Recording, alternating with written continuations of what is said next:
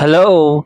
My name is Aljon. Welcome to my channel. Sa video na ito, ipapakita ko sa iyo kung paano gumawa ng maramihang certificate or bulk certificate gamit ang Microsoft Word. Gagamit lang tayo ng isang template ng certificate at itong template na ito is mag-generate ng maraming certificate. So yung mga data is i-merge natin dun sa certificate. Ang purpose nito is para maging accurate yung pagkakalagay ng information dun sa certificate. Kasi karaniwan ang ginagawa natin, especially kung marami yung gagawin natin certificate, is kinakopy natin yung certificate bawat isang page and then pinapalitan natin ng pangalan. Ang disadvantage nito, kalimitan is na-adjust yung certificate kapag binabago natin yung pangalan. Nababago yung sukat niya. So sa method na ito is isang template lang and then magge-generate siya ng maraming certificate. Take note, yung certificate nito, syempre magkakaiba yung pangalan niya. Hindi siya yung isa yung nakalagay na pangalan. So ano bang mga kailangan dito? So, kailangan mo ng laptop, Microsoft Word application, templates ng certificate, list or data, at syempre printer at bond paper or special paper para sa printing. Part 1, download or create a design of certificate. So, una kailangan natin ng templates ng certificate. So, pwede kayong mag-download ng certificate. So, example sa Google, and then pwede mo siyang gamitin. Or, pwede ka naman manggawa ng design or kung marunong ka mag-edit, so pwede kang magawa ng sarili mong design ng certificate mo. So sa case natin, mag-edit na lang tayo ng certificate gamit ang Photoshop.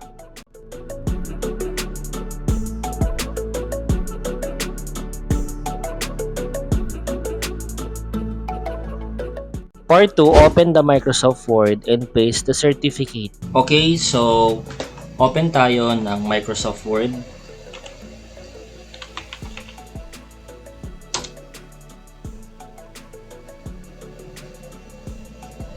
Okay, so click natin blank document.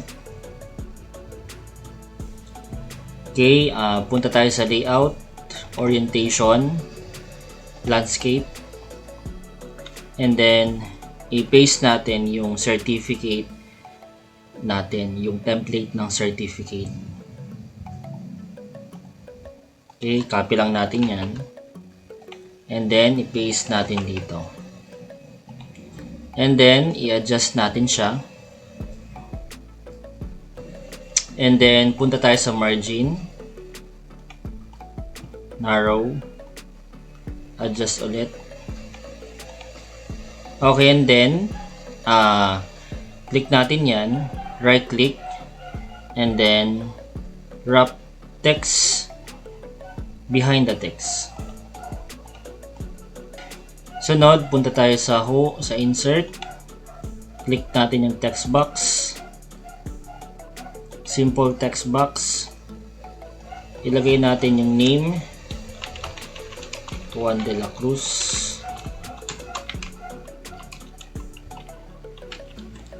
Okay, palakihin natin siya. Okay, adjust lang natin.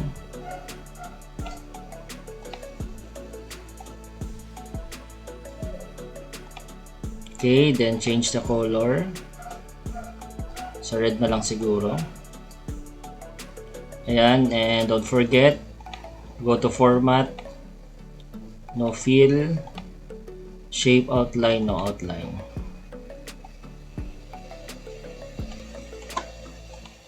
Next. So, i-copy lang natin ito. And then, palitan natin. Let's say 95 yung grids. Resize lang.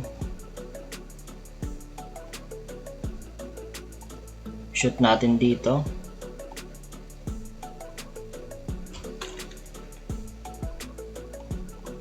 Okay, another. Para naman sa category. With honors.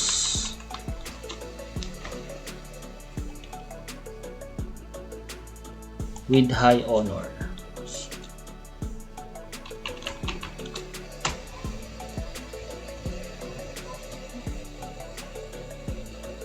Okay, palitan natin. let's say dark blue. Part 3, go to the mailings tab and type the data. Okay, since tapos na yung ating templates, so dako na tayo dun sa paglagay ng data. So pupunta tayo sa mailings. Click natin tong select recipients. So kapag meron na kayong existing data, so pwede nyo gamitin yun. Ito ang gagamitin nyo. Choose an existing list. Since wala pa tayo, so ito na lang. Type a new list. So i-customize natin siya. Depende sa ating kailangan. So ang kailangan lang naman natin dito is yung full name, yung average, and then yung category or yung uri ng recognition, kung siya ba ay with honors, with high honor, with highest honor. So i-customize na lang natin siya. Click customize column and then delete natin siya. Delete natin lahat.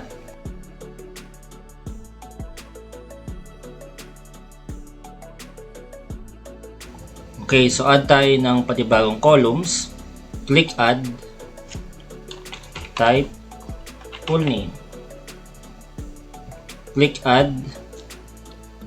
Type average or GenAv. Another, click add. Let's say recognition. Click OK. And then OK. So as you can see, tatlo na siya.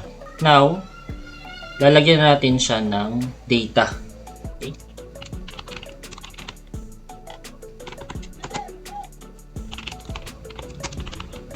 Okay. Click new entry para sa panibagong record.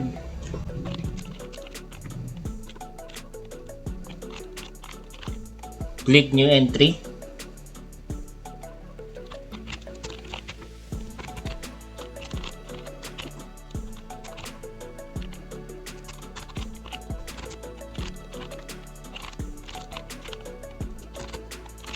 For the meantime, 5 muna for demonstration. Pero pwede pa kayong magdagdag ng mga record dyan. So, depende sa dami ng honors ninyo. Tignan natin yung OK. And then, save natin siya. So, gawa na lang tayo ng folder. Dito na lang. So, type natin data. Save. Okay, so kung mapapansin natin, so nag-create siya ng access file. Dito nyo makikita yung mga records na inyong tinype sa access file na ito pag in-open niyo. So, i-save na rin natin yung MS Word. Click natin yung file, save as, browse, and then type natin document 30, save. Check natin. Yan, so kung mapapansin niyo, yan, so another file. Ito yung Word file, ito yung data. Part 4, insert merge field. Okay, so sunod na step is i-merge na natin yung data dito sa certificate. So sa mailings, meron kayong makikita dyan na insert merge field. So ito yung tatlong field o yung nasa column. Full name, general average, recognition. So yung nandito na text na ito, papalitan natin siya ng merge field na yon. So unahin muna natin ito.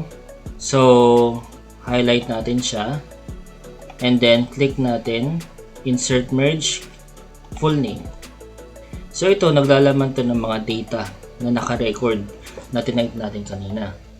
Another, so yung grades naman, yung average, so highlight natin siya, click insert general average. Okay, and then another one, so with high honors, so click na highlight natin yan, insert recognition. Ayan. So, na-set na natin yung merge field. So, para ma-view natin siya, so pwede nyong i-click ito, preview results. Click natin yan. And as you can see, ito na yung record natin. Ayan. So, click natin yung next, next, next, next, next. So, as you can see, accurate yung data niya, and then yung templates is hindi nababago, and one page lang siya. Part 5, edit the documents. Now, since na-merge na natin siya at na-view na natin, pwede mo pa rin siyang i-edit. So dito sa finish merge, So, pwede mo siyang i-edit yung bawat individual documents. So, click natin yan. Click all. And as you can see, ito na yung mga certificate. Okay? Nag-generate na siya ng 5. And pwede mo siyang i-print. Or, pwede mo siyang i-print directly dito. And part 6, print the document. So, click mo yung finish.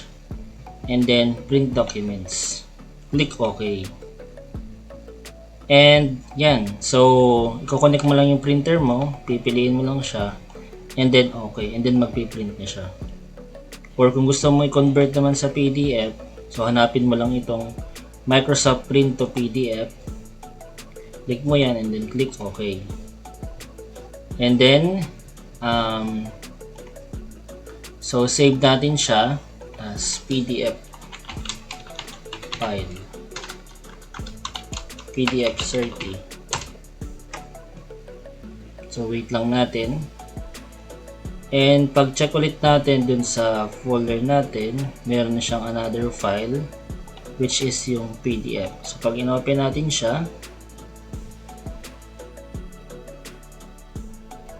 check ulit natin. Yan. First page, certificate number 1, 2,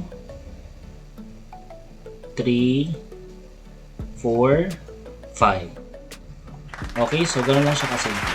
Kung nakatulong at nagustuhan mo itong video na ito, paki-subscribe naman and paki-click na rin ang notification bell para updated ka sa mga susunod ko na i-upload. Maraming salamat sa iyong panonood. See you on my next video.